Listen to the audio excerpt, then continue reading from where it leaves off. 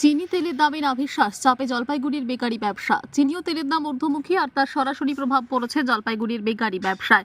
খুরমা, গোপো সহ চিনি ও তেল নির্ভর বিভিন্ন খাদ্য সামগ্রী তৈরি করতে গিয়ে বাড়তি খরচের বোঝা সামলাতে হিমশিম খাচ্ছেন জেলার বেকারি ব্যবসায়ীরা। ব্যবসায়ীদের দাবি, কাঁচামালের দাম বাড়লেও সেই অনুপাতে তৈরি খাবারের দাম বাড়ানো সম্ভব হচ্ছে না, কারণ দাম বাড়ালে ক্রেতা কমে যাওয়ার আশঙ্কা রয়েছে। ফলে অনেক ক্ষেত্রেই উৎপাদন খরচের তুলনায় কম দামে খাবার বিক্রি করতে হচ্ছে।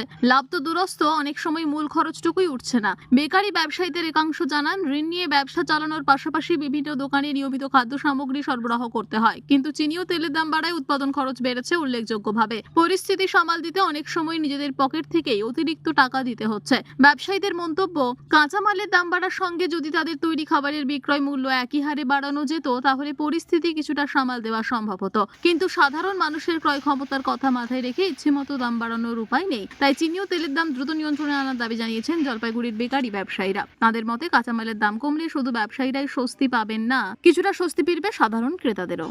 চিনির দামটা যে হারে বেড়েছে, আগে ছিল 2,000 টাকা করে, সেই চিনি এখন কি যে 3200 টাকা। যে আমরা বেকারি মানুষগুলো কিভাবে কাজ করবে?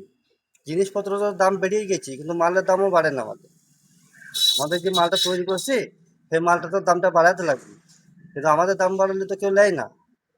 কিন্তু বড় বড় মাহাজনরা যারা আছে কোম্পানি, তারা তো বাড়েই গেছে। ময়দা বাড়ছে, আজ যে ময়দার দামও বেড়ে গেছে। প্রত্যেকটা জিনিসের দাম বাড়ছে, ময়দা, তেল, চিনি, ডালডা, মার্গো থেকে আরম্ভ করে সব। প্লাস্টিক, যে প্লাস্টিক ছিল আগে 200 টাকা কিলো, সে প্লাস্টিক আগে 300 টাকা কিলো। এটা প্রত্যেকটা জিনিসের এত আগুন ছোঁয়া দাম হয়ে গেছে যে আমরা ব্যবসা তো তারা মারতে হবে। এই যে কারখানার ভেতরে এত শ্রমিক আছে, এই শ্রমিকগুলা কাজ করছে, তো এগুলা কি করবে? এগুলো তো পেটে লাথি পড়ছে। এত জিনিসের দাম, কোম্পানি তো চালাতে পারবে না। এই জিনিসগুলো কি পরিমাণত একটু কমাতে পারছেন না? না, কমাবার কিছু নাই তো। আমার থেকে একমাত্র দাম বাড়াতে হবে, আমরা দাম বাড়াতেও পারছি না। এমন পজিশনে যে দাম বাড়াবো সেটা বাড়াতে পারছি না, কিন্তু জিনিসের দাম প্রচুর হয়ে গেছে। তো এখন যে অবস্থা হয়েছে, আমাদের তো বেকারি চালানোই মুশকিল হয়ে যাচ্ছে। কারণ চিনির যে দাম ছিল তার থেকে পার কেজিতে 13-14 টাকা করে পার কেজিতে বেড়ে গেছে। এই 13-14 টাকা কেজি বেড়ে যাওয়ার জন্য আমরা তো মালেতে কোনোভাবেই কোনো কিছু কমাতে পারছি না। হ্যাঁ, যেটা মাল আমাদের যেমন ভাবে তৈরি হয় সেটা সেইভাবেই তৈরি হচ্ছে, সেই পরিমাণই দেওয়া হচ্ছে, সেই পরিমাণেরই মাল আছে। কিন্তু এখন বিজনেস পুরোপুরি আমাদের লসের দিকে আছে। আমাদের তো চালানো দায় হয়ে যাচ্ছে। যদি এক চিনির দাম বাড়ছে, ময়দার দাম বাড়ছে, তেলের দাম বাড়ছে, প্রত্যেকটা র মেটেরিয়ালসের বেকারি প্রত্যেকটা র মেটেরিয়ালসের দাম দিনের দিন বেড়ে চলেছে।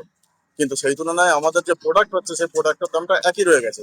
তো যদি এইটা প্রোডাক্টের যদি দামটা একটু বাড়তো তাহলে সেখানটা একটু সমতা হয়। কিন্তু এখন যে অবস্থায় এসে গেছে, একটা লোন নিয়ে কারবার করছি ব্যাংক থেকে, তার উপরে যদি এইরকম আমাদের চলতে থাকে, আমাদের তো ব্যবসা পুরো বন্ধ করতে হবে কয়েকদিনের মধ্যেই। এই মুহূর্তে যদি কোনোভাবে দামটা কমানো যেত সেটা তো ভালো হতো, সাধারণ মানুষের জন্য সুবিধা হতো। যেমন ছিল সেরকম থাকলে মানুষ যেমন দামে কিনছে সেইভাবেই খেতে পারতো। কিন্তু আজকের দিনে যে অবস্থা হয়ে গেছে, দাম বাড়লে মানুষের তো রুজি রোজগারও বাড়ে না সেরকম কিছু, তাদের জন্য একটা অসুবিধে। আর বেকারি মালিক যারাই হোক, মানে যে কোনো ব্যবসায়ী হোক, যদি প্রত্যেকটা দিন যদি দাম বাড়তে থাকে তাহলে এইভাবে বাড়তে থাকলে তাদের তো চালানো মুশকিল।